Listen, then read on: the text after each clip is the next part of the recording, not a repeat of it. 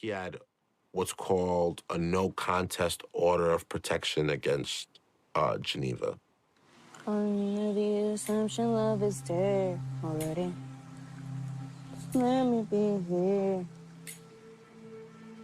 One of the girls that he was living with, she hit me up on Instagram. She told me that Jahseh wanted to speak to me.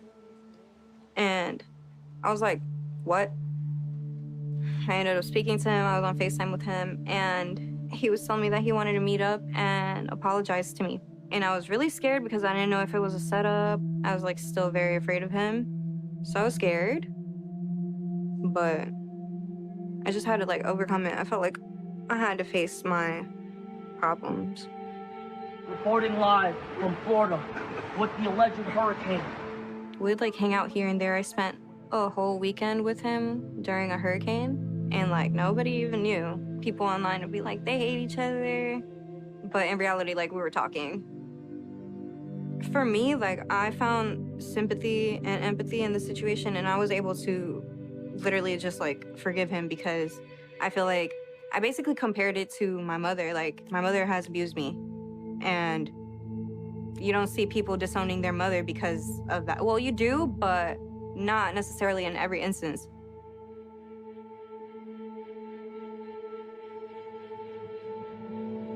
They both had an opinion on what should happen, but at some point the state of Florida wanted otherwise.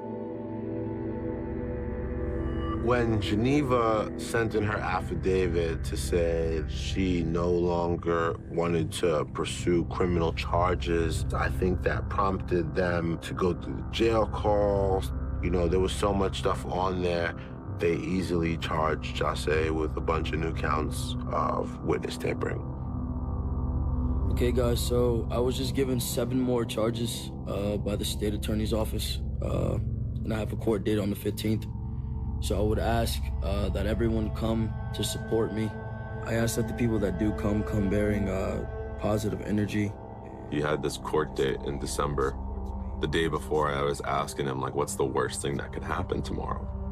He answered that he'd be taken in for a couple hours and they'd be able to get him out that same day. The fans took over the whole courthouse. They were calling the judge, like doing all kinds of crazy stuff. As soon as we walked in the room, you could feel the energy from the judge. He didn't even get a chance to say a word. She just started going in. Sir, would you stop lying to all your friends?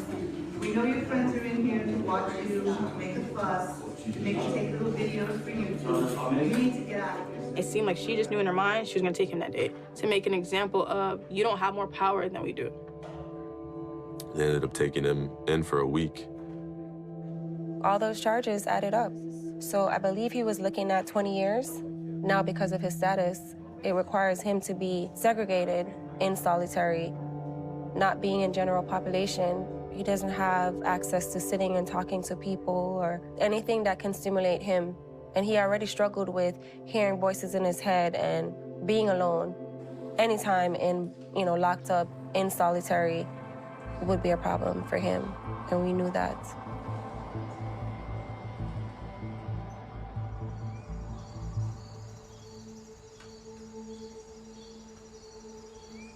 It doesn't matter how many times he spoke about, like, helping each other or something like that. It was always, okay, but he beat Geneva. Like, he can never have a conversation without that going back to being the topic. And why is that wrong? Why is it wrong? How do you fully redeem yourself if every time on every corner it just keeps popping up?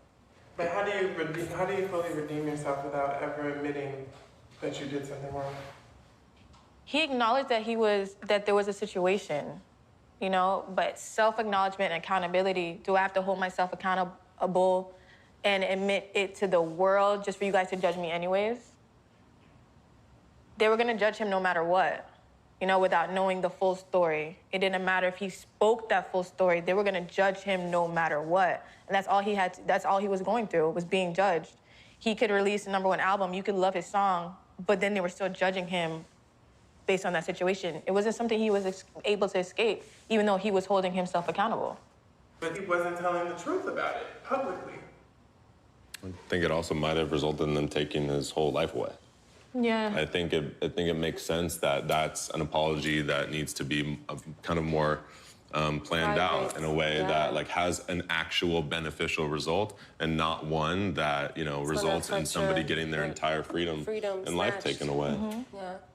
But I do think he would have gotten to a place where he would have gotten there. He just never had a chance to.